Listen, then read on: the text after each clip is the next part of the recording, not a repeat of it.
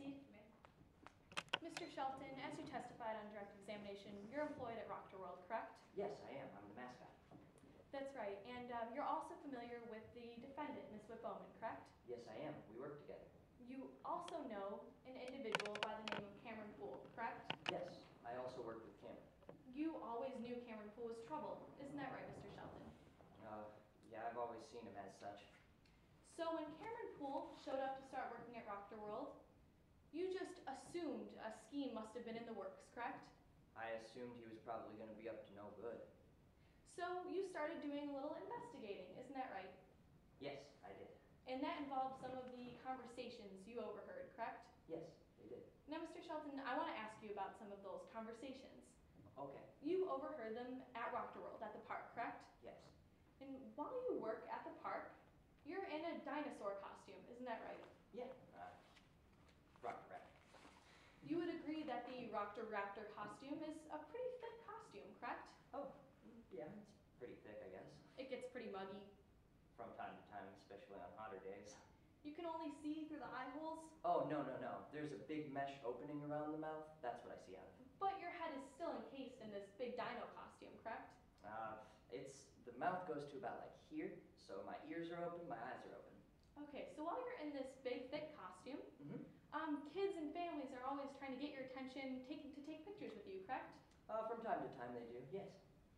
And you claim that you saw Miss Whit Bowman hand Cameron Poole a knife, correct? Oh, I was on break outside of my costume at that point, so yeah. But you also claim that you heard that Whit Bowman said it'll serve Longstreet right, correct? Yeah. Our window is short. Mm-hmm. But you can't be 100% sure of what you saw or heard, Mr. Shelton, can you? I'm sorry, could you clarify? You cannot be 100% sure of what you saw or heard, correct? No, that's not true. I know, I heard it. I definitely heard it. Is it your testimony today that you didn't hear Whit Bowman, or that you did hear Whit Bowman say it'll serve Longstreet right? Yeah. And you're 100% sure?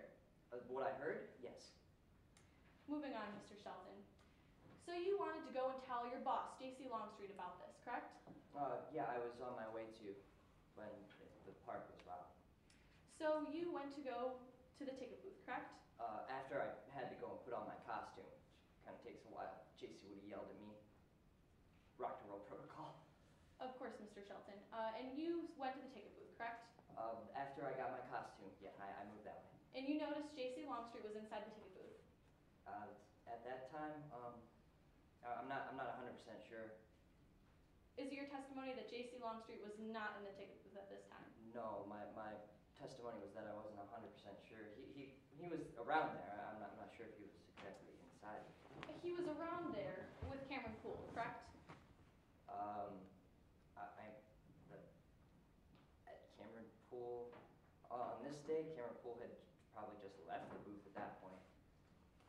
I apologize, Mr. Shelton. I'll be clear. You heard Cameron Poole and J.C. Longstreet whispering together, correct? I'm sorry, when was this? When you approached the ticket booth to go tell Longstreet about the important information you overheard. No, when I heard that information was more towards around like 7:15, and when I went to go and tell JC, the robbery was in progress. I had no time. Mr. Shelton, I'm talking about earlier that day. Oh, well, that's different. Well, earlier that day, when you went to go talk to J.C. Longstreet at the ticket booth, he was with Cameron Poole, correct? Yes. And you heard the two of them whispering, correct?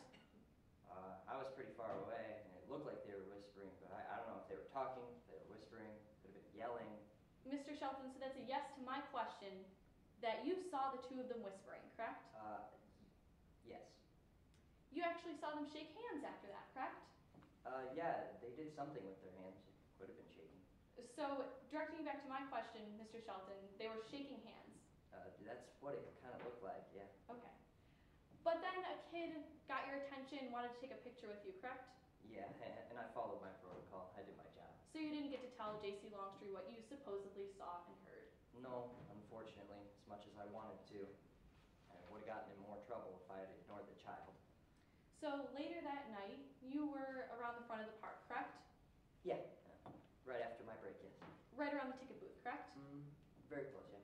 you saw the park's owner, J.C. Longstreet, exit the ticket booth.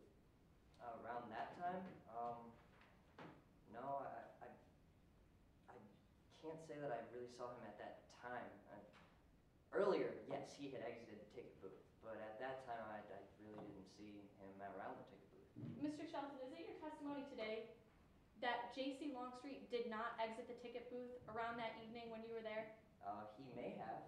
I'm not 100% sure on what JC does all day. Mr. Shelton, it's a yes or no question. Did you or did you not see J.C. Longstreet exit the ticket booth that evening? I guess it was the evening, so I guess, yes, I have to say yes. During the evening, I did see him exit the ticket booth at one point. And immediately afterwards, Cameron Poole entered the ticket booth, correct? It was a little bit afterwards, yeah. And you thought, it looked to you, that they made eye contact, correct? They could have made eye contact. I was so far away and so out of their loop that I could not honestly tell you if they did or didn't. Is it your testimony they didn't make eye contact, Mr. Shelton? It's my testimony that they could have made eye contact. They might have looked in the same direction at each other, but you can always glance past someone without making eye contact. Nevertheless, nothing happened for a little while, correct?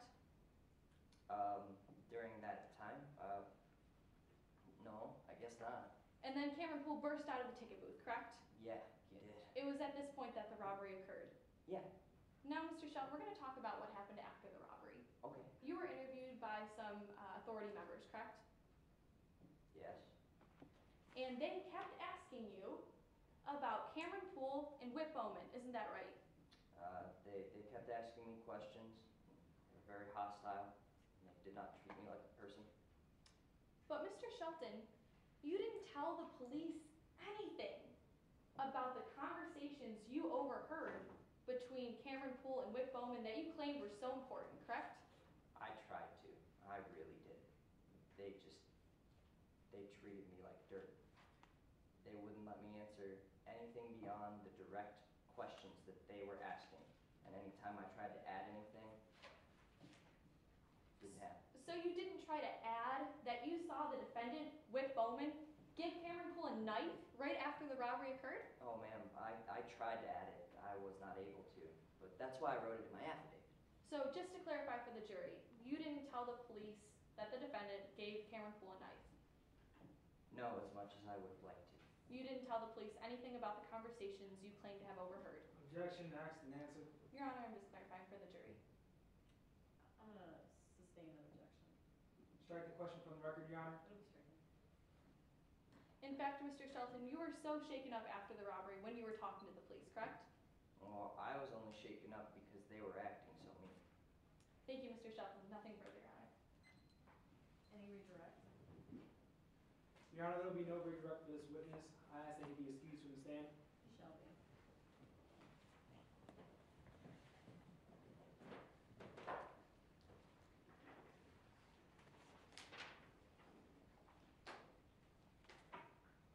Call your next witness. At this time, the state calls Tyler Hartman to the stand.